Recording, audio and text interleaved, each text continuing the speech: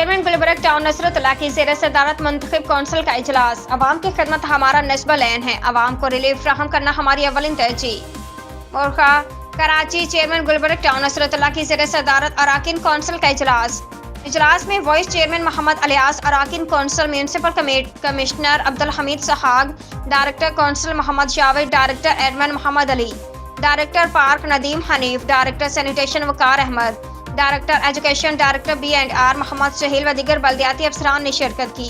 इजलास का आगाज तिलावत कलाम पाक से हुआ। इजलास से खिताब करते हुए चेयरमैन गुलबर्ग टाउन नसरतुल्लाह ने कहा कि अवाम की खिदमत हमारा नस्ब लैन है,